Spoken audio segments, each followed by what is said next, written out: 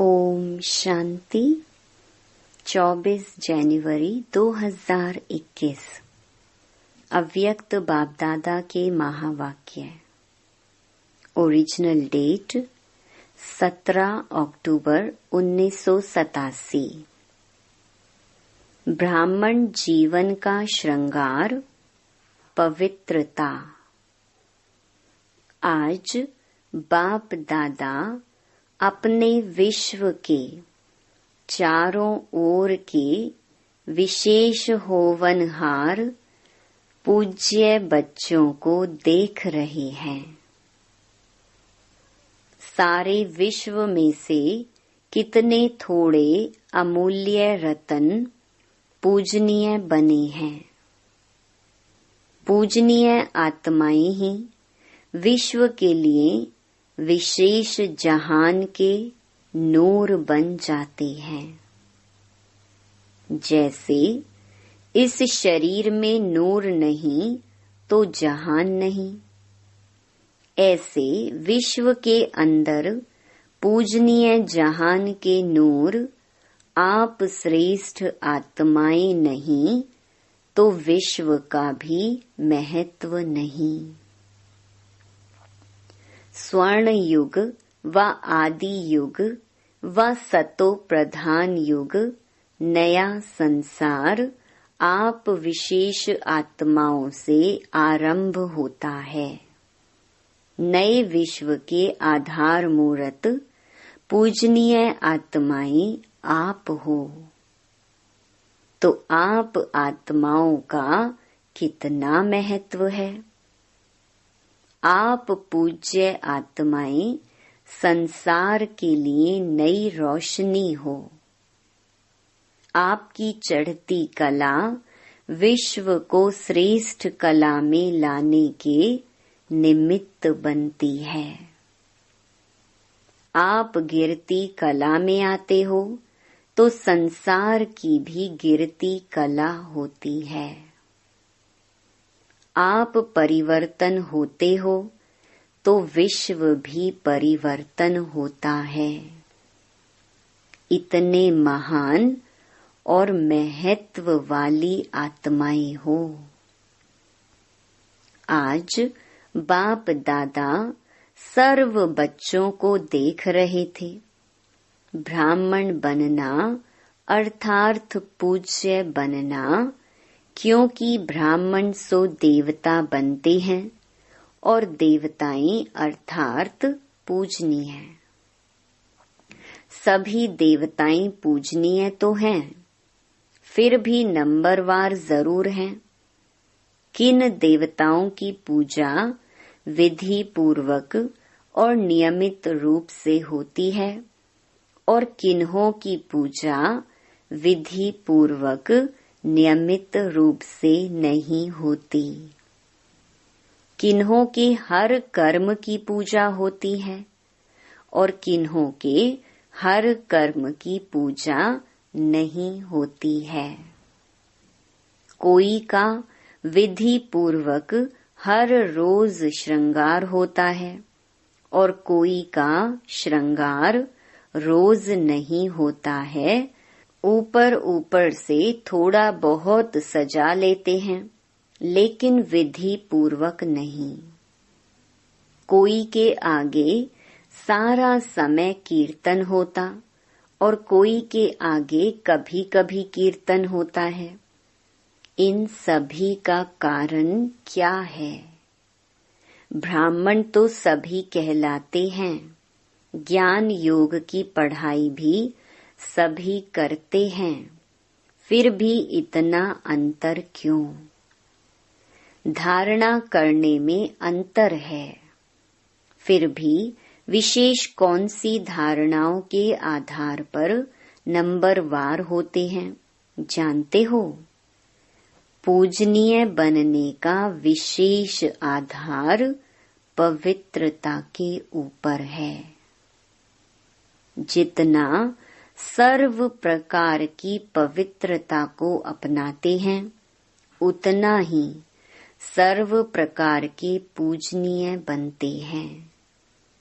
और जो निरंतर विधि पूर्वक आदि अनादि विशेष गुण के रूप से पवित्रता को सहज अपनाते हैं, वही विधि पूर्वक पूज्य बनते हैं। सर्व प्रकार की पवित्रता क्या है? जो आत्माएं सहज स्वतः हर संकल्प में, बोल में, कर्म में सर्व अर्थात ज्ञानी और अज्ञानी आत्माएं सर्व के संपर्क में सदा पवित्र वृत्ति, दृष्टि, वाइब्रेशन से यथार्थ संपर्क संबंध निभाते हैं, इसको ही सर्व प्रकार की पवित्रता कहते हैं।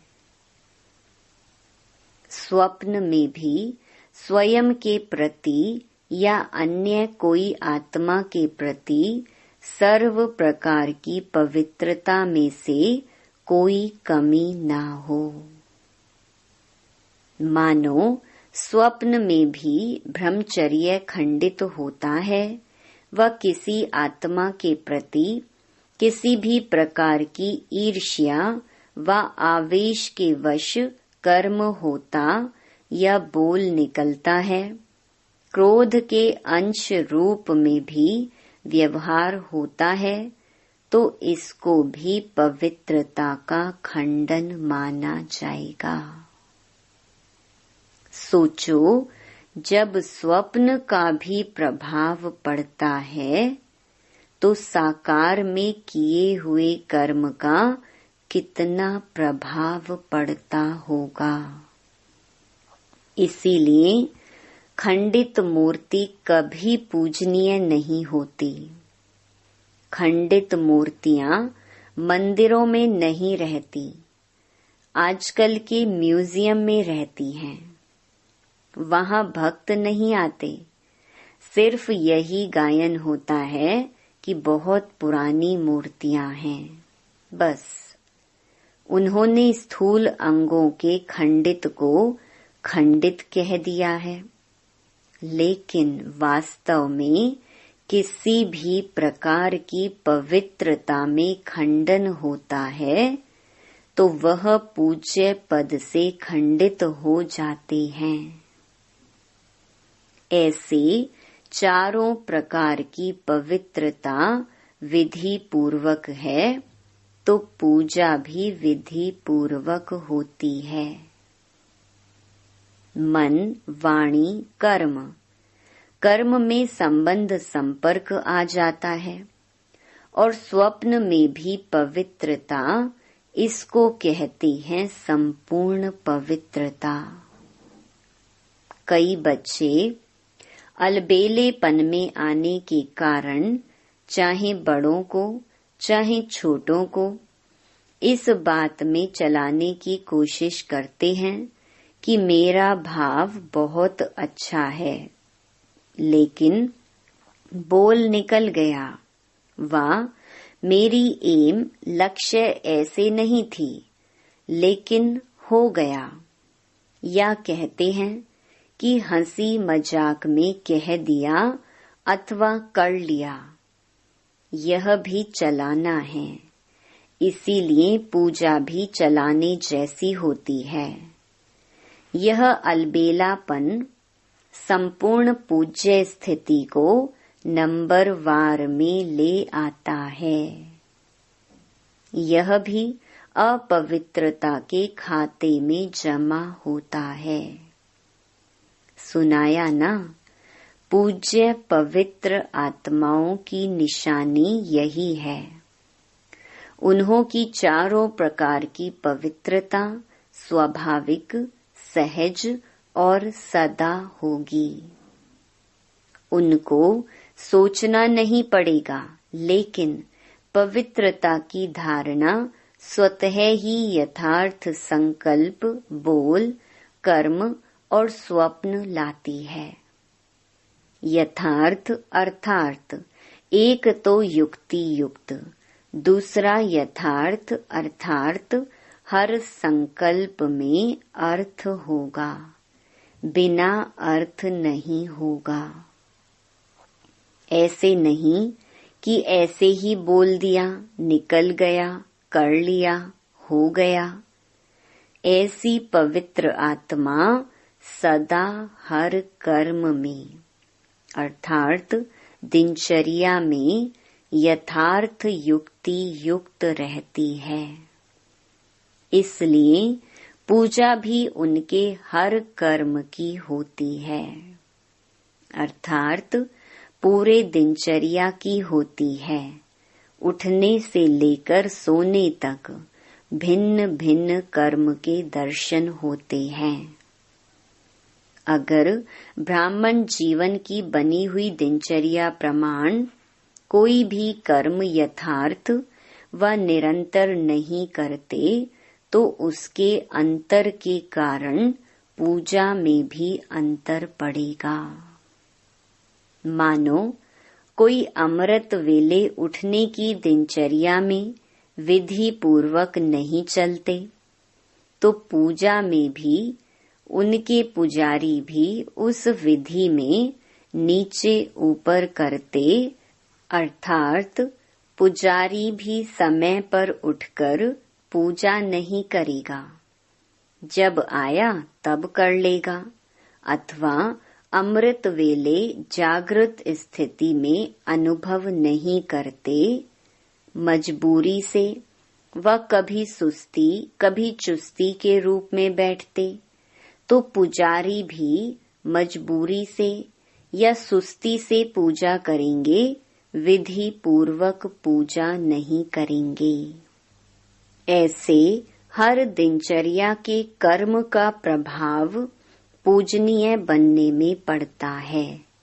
विधि पूर्वक न चलना, कोई भी दिनचर्या में ऊपर नीचे होना, यह भी अपवित्रता के अंश में गिनती होता है, क्योंकि आलस्य और अलबेलापन भी विकार है।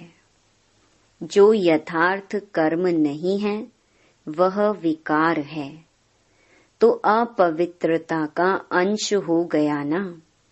इस कारण पूज्य पद में नंबरवार हो जाते हैं, तो फाउंडेशन क्या रहा? पवित्रता। पवित्रता की धारणा बहुत महीन है। पवित्रता के आधार पर ही कर्म की विधि और गति का आधार है। पवित्रता सिर्फ मोटी बात नहीं है। ब्रह्मचारी रहें या निर्मोही हो गए, सिर्फ इसको ही पवित्रता नहीं कहेंगे। पवित्रता ब्राह्मण जीवन का श्रृंगार है। तो हर समय पवित्रता के श्रृंगार की अनुभूति चेहरे से, चलन से औरों को हो। दृष्टि में, मुख में, हाथों में, पांवों में सदा पवित्रता का श्रृंगार प्रत्यक्ष हो। कोई भी चेहरे तरफ देखे तो फीचर्स से उन्हें पवित्रता अनुभव हो। जैसे और प्रकार के फीचर्स वर्णन करते हैं, वैसे यह वर्णन करें कि इनके फीचर्स से पवित्रता दिखाई देती है। नैनों में पवित्रता की झलक है, मुख पर पवित्रता की मुस्कुराहट है, और कोई बात उन्हें नजर न आए। इसको कहते हैं पवित्रता के श्रृंगार से श्रृंगारी हुई मूरत। समझा? पवित्रता की तो और भी बहुत गुह्यता है, वह फिर सुनाते रहेंगे। जैसे कर्मों की गति गहन है, पवित्रता की परिभाषा भी बड़ी गुह्या है, और पवित्रता ही फाउंडेशन है।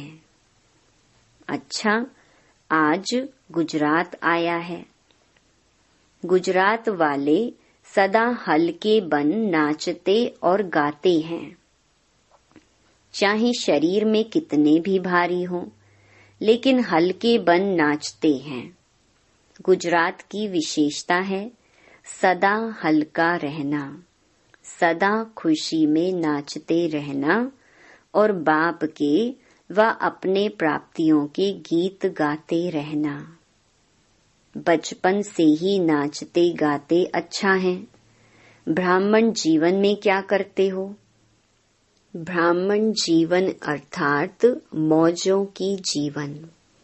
गरबा रास करते हो तो मौज में आ जाते हो ना। अगर मौज में ना आए तो ज्यादा कर नहीं सकेंगे। मौज मस्ती में थकावट नहीं होती है, अथक बन जाते हैं। तो ब्राह्मण जीवन अर्थात सदा मौज में रहने की जीवन, वह है स्थूल मौज, और ब्राह्मण जीवन की है मन की मौज। सदा मन मौज में नाचता और गाता रहे। वह लोग हल्के बन नाचने गाने के अभ्यासी हैं, तो इन्हों को ब्राह्मण जीवन में भी डबल लाइट हल्का बनने में मुश्किल नहीं होती। तो गुजरात अर्थात सदा हल्के रहने के अभ्यासी कहो, वरदानी कहो। तो सारे गुजरात को वरदान मिल गया, डबल लाइट। मुरली द्वारा भी वरदान मिलते हैं ना। सुनाया ना, आपकी इस दुनिया में यथा शक्ति यथा समय होता है, यथा और तथा। और वतन में तो यथा तथा की भाषा ही नहीं है। यहाँ दिन भी तो रात भी देखना पड़ता। वहाँ ना दिन ना है रात, ना सूर्य उदय होता ना चंद्रमा, दोनों से परे हैं। आना तो वहाँ है ना। बच्चों ने रूह रिहान में कहा ना कि कब तक। बाप दादा कहते हैं कि आप सभी कहो कि हम तैयार हैं तो अभी कर लेंगे। फिर कब का तो सवाल ही नहीं है। कब तब तक है जब तक सारी माला तैयार नहीं हुई है। अभी नाम निकालने बैठते हो तो 108 में भी सोचते हो कि यह नाम डालें व नहीं। अभी 108 की माला में भी सभी वही 108 नाम बोले नहीं, फर्क हो जाएगा। बाप दादा तो अभी घड़ी ताली बजावें और ठकाठक शुरू हो जाएगी। एक तरफ प्रकृति, एक तरफ व्यक्तियां, क्या देरी लगती। लेकिन बाप का सभी बच्चों में स्नेह है। हाथ पकड़ेंगे तब तो साथ चलेंगे। हाथ में हाथ मिलाना अर्थात समान बनना। आप कहेंगे सभी समान अथवा सभी तो नंबर 1 बनेंगे नहीं, लेकिन नंबर 1 के पीछे नंबर 2 होगा। अच्छा, बाप समान नहीं बने, लेकिन नंबर 1 दाना जो होगा वह समान होगा। तीसरा 2 के समान बने, चौथा 3 के समान बने। ऐसे तो समान बने तो 1-2 के समीप होते होते माला तैयार हो। ऐसी स्टेज तक पहुंचना अर्थात समान बनना। 108 दाना 107 से तो मिलेगा ना। उन जैसी विशेषता भी आ जाए तो भी माला तैयार हो जाएगी। नंबरवार तो होना ही है, समझा। बाप तो कहते अभी कोई है गारंटी करने वाला कि हाँ सब तैयार हैं। बाप दादा को तो सेकंड लगता। दृश्य दिखाते थे ना, ताली बजाई और परियां आ गईं। अच्छा, चारों ओर के परम पूज्य श्रेष्ठ आत्माओं को सर्व संपूर्ण पवित्रता के लक्ष्य तक पहुंचने वाले तीव्र पुरुषार्थी आत्माओं को सदा हर कर्म में विधि पूर्वक कर्म करने वाले सिद्धि स्वरूप आत्माओं को सदा हर समय पवित्रता के श्रृंगार में सजी हुई विशेष आत्माओं को बाप दादा का स्नेह संपन्न याद प्यार स्वीकार हो। पार्टियों से मुलाकात। पहला, विश्व में सबसे ज्यादा श्रेष्ठ भाग्यवान अपने को समझते हो। सारा विश्व जिस श्रेष्ठ भाग्य के लिए पुकार रहा है कि हमारा भाग्य खुल जाए, आपका भाग्य तो खुल गया। इससे बड़ी खुशी की बात और क्या होगी। भाग्य विधाता ही हमारा बाप है, ऐसा नशा है ना। जिसका नाम ही भाग्य विधाता है, उसका भाग्य क्या होगा। इससे बड़ा भाग्य कोई हो सकता है। तो सदा यह खुशी रहे कि भाग्य तो हमारा जन्म सिद्ध अधिकार हो गया। बाप के पास जो भी प्रॉपर्टी होती है, बच्चे उसके अधिकारी होते हैं। तो भाग्य विधाता के पास क्या है? भाग्य का खजाना। उस खजाने पर आपका अधिकार हो गया, तो सदैव वहाँ मेरा भाग्य और भाग्य विधाता बाप। यही गीत गाते खुशी में उड़ते रहो। जिसका इतना श्रेष्ठ भाग्य हो गया, उसको और क्या चाहिए। भाग्य में सब कुछ आ गया। भाग्यवान के पास तन मन धन जन सब कुछ होता है। श्रेष्ठ भाग्य अर्थात अप्राप्त कोई वस्तु नहीं। कोई अप्राप्ति है? मकान अच्छा चाहिए, कार अच्छी चाहिए? नहीं। जिसको मन की खुशी मिल गई, उसे सर्व प्राप्तियां हो गई। कार तो क्या, लेकिन कारून का खजाना मिल गया। कोई अप्राप्त वस्तु है ही नहीं। ऐसे भाग्यवान हो। विनाशी इच्छा क्या करेंगे? जो आज है कल है ही नहीं, उसकी इच्छा क्या रखेंगे। इसलिए सदा अविनाशी खजाने की खुशियों में रहो, जो अब भी है और साथ में भी चलेगा। यह मकान, कार व पैसे साथ नहीं चलेंगे, लेकिन यह अविनाशी खजाना अनेक जन्म साथ रहेगा। कोई छीन नहीं सकता, कोई लूट नहीं सकता। स्वयं भी अमर बन गए और खजाने भी अविनाशी मिल गए। जन्म जन्म यह श्रेष्ठ प्रारब्ध साथ रहेगी। कितना बड़ा भाग्य है। जहाँ कोई इच्छा नहीं, इच्छा मात्रम अविद्या है, ऐसा श्रेष्ठ भाग्य भाग्य विधाता बाप द्वारा प्राप्त हो गया। दूसरा, अपने को बाप के समीप रहने वाली श्रेष्ठ आत्माएं अनुभव करते हो। बाप के बन गए, यह खुशी सदा रहती है। दुख की दुनिया से निकल सुख के संसार में आ गए। दुनिया दुख में चिल्ला रही है, और आप सुख के संसार में सुख के झूले में झूल रहे हो। कितना अंतर है।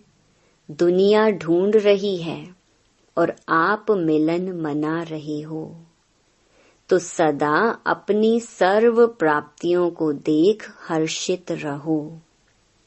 क्या क्या मिला है उसकी लिस्ट निकालो तो बहुत लंबी लिस्ट हो जाएगी। क्या क्या मिला? तन में खुशी मिली तो तन की तंदुरुस्ती है। मन में शांति मिली तो शांति मन की विशेषता है। और धन में इतनी शक्ति आई जो दाल रोटी 36 प्रकार के समान अनुभव हो। ईश्वरीय याद में दाल रोटी भी कितनी श्रेष्ठ लगती है। दुनिया के 36 प्रकार हों और आपकी दाल रोटी हो तो श्रेष्ठ क्या लगेगा। दाल रोटी अच्छी है ना, क्योंकि प्रसाद है ना। जब भोजन बनाते हो तो याद में बनाते हो, याद में खाते हो तो प्रसाद हो गया। प्रसाद का महत्व होता है। आप सभी रोज प्रसाद खाते हो। प्रसाद में कितनी शक्ति होती है। तो तन मन धन सभी में शक्ति आ गई।